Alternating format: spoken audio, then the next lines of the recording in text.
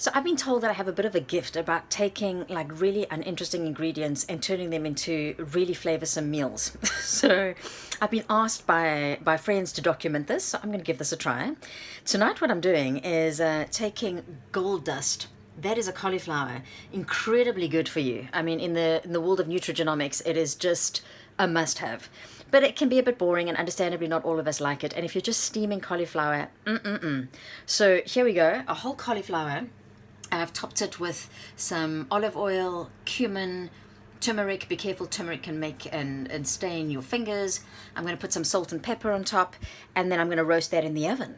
And I haven't quite thought what I'm going to add to it, but I will follow up what I do after this.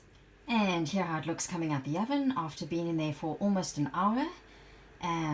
A little bit charred on the outside, but hopefully perfectly cooked on the inside with a lovely spicy coating. And voila, you can see, you can slice through and you've got this glorious slice of cauliflower that looks like a tree with this edging that's encrusted with turmeric and cumin and salt and pepper.